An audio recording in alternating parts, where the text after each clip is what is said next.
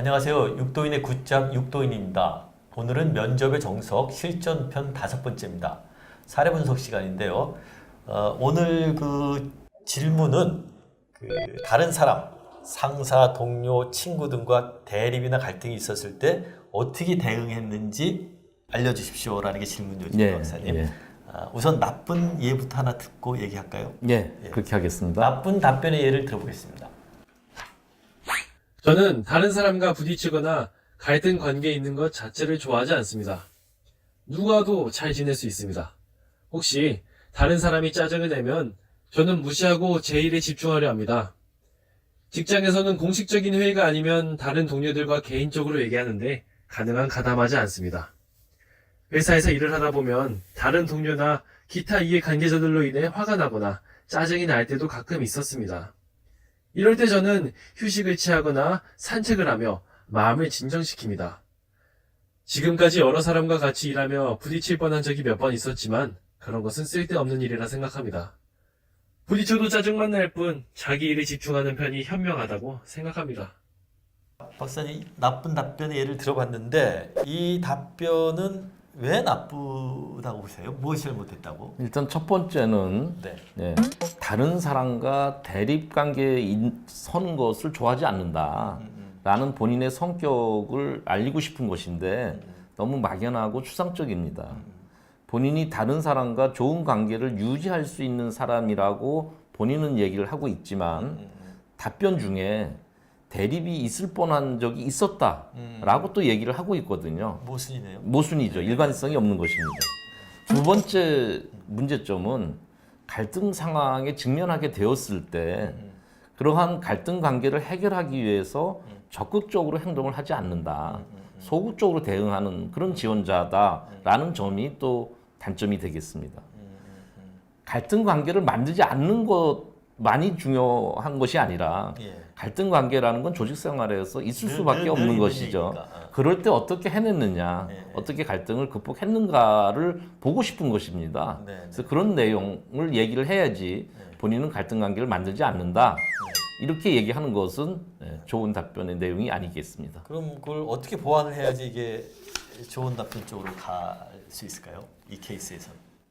아마도 본인이 갈등 상황에 자주 직면해 보지 못했다.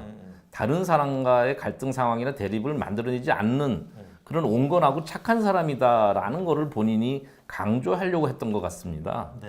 아무리 그렇다고 하더라도 그 사소하거나 작은 갈등은 누구에게나 있을 수 있는 것입니다. 그렇기 때문에 너무 갈등을 겪지 않는다라는 것을 강조할 것이 아니라 사소한 갈등이었다고 하더라도 본인이 어떻게 온건하게 처리했다라는 점을 얘기하는 것이 과정이 중요한 그렇습니다. 그런 내용을 얘기를 해야 되는 것이죠. 예를 들어서 한번 얘기를 해볼까요? 자기 주장을 직접 하면서 갈등을 키우기보다는 상대방 말을 저는 충분히 들어주는 타입입니다. 그래서 내 주장이 옳더라도 내 목소리를 키우기보다는 사실관계 중심으로 상대방에게 조근조근 이렇게 설명하면서 저는 실타래를 풀어갑니다. 이렇게 답변할 수 있을 것입니다. 방법론이 있는 거네요. 그래서 이제 이렇게 본인이 갈등 관계를 크게 내세우지 않는 조용하게 지내는 사람이라고 하더라도 이런 경우에 본인이 어떤 그 답변을 할까 하는 답변의 그 사례를 미리 준비해 놓으면 이런 질문이 나오더라도 자신 있게 대답할 수 있을 것입니다. 그럼 일단 좋은 답변은 또 어떤 건지 한번 듣고 얘기를 더 나눠보시죠. 그렇게 하겠습니다. 좋은 답변의 사례를 들어보겠습니다. 전 직장에서 일을 막 시작했을 무렵 저보다 몇 년 빠른 한 여자 선배가 문서 작성하는 법을 모르냐? 팀장에게 보고하는 자세가 너무 편하게 한다. 여기가 사회인 줄 아느냐? 등 사소한 저의 행동을 갖고 은근히 비난하거나 깔보는 분이 있었습니다. 저는 보통 새로운 상황에 잘 적응하지만 그런 경험은 처음이었습니다. 관계가 악화되기 전에 그 선배와 얘기를 해보자고 판단했습니다. 저는 그녀에게 이 회사에서 일을 하고 있음을 존경하고 당신을 본보기로 삼고 일하고 싶다고 얘기했지만 그녀는 내가 신입에게 일을 가르치는 것은 자신의 역할이 아니라 했습니다. 저는 그것은 이해하지만 제가 틀린 것이 있거나 좀 더 좋은 방법이 있을 때 지도해 주는 걸로 충분하다고 전했습니다. 그리고 그 선배가 기대하는 점이나 특징을 파악하여 수시로 대화와 접촉을 이어나갔습니다. 한 달 정도 지난 후에는 관계도 좋아지고 그녀도 저를 좋아하게 되었습니다. 박사님, 저 좋은 답변 사례 들어봤는데요. 요 답변은 왜 좋다고 판단하시는 겁니까? 이 답변 사례는 네. 소통을 통해서 대립 관계를 네, 해결해 네. 냈다라는 그런 훌륭한 답변의 사례입니다. 네, 네. 질문 의도에 적절한 답변의 내용이었고요. 네, 네. 이 사례의 얘기를 들어보면 네, 네. 지원자의 인품도 잘 알 수가 있습니다. 동료와 대화할 때 상대방에게 경이감을 표현해주고 정중하게 접근하는 사람이다라는 점을 알려주고 있고요. 또 조직에서 일할 때 세심한 사항을 바로 이해하는 그런 능력을 갖고 있는 것으로도 판단될 수 있습니다.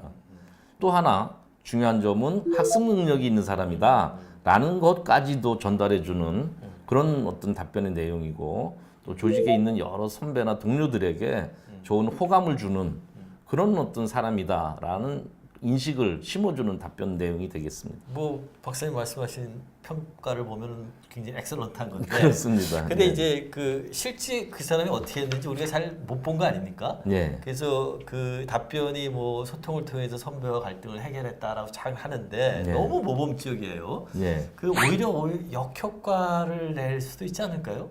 네, 뭐 그렇게 생각할 수도 있습니다. 그렇게 모범적인 네. 건 쉽지 너무 않은데. 모범적인 답변을 하고 네, 네. 또 본인의 얘기를 구체적으로 얘기하면서도 긍정적인 얘기만 하니까 네, 네. 이것이 사실일까? 너무 준비된 내용 같고. 예, 이런 걱정을 할 수도 있죠. 예.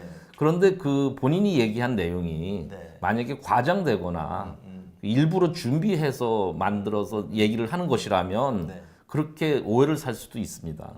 그런데 이 답변이 좋은 답변이라는 거는 본인을 깐깐하게 대하는 선배와의 불편한 관계를 본인이 그 얘기한 그런 노력의 여러 과정을 통해서 해결해냈다라는 거를 설명해주고 있습니다.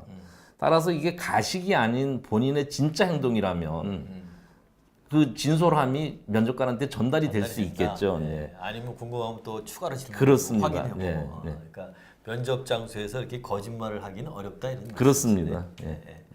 그 이런 소통의 기술 이런 것들이 굉장히 중요하다는 말씀입니다. 이게 구체적으로 자세하게 자기 얘기를 그렇습니다. 네, 네, 말씀하십니다. 네, 네.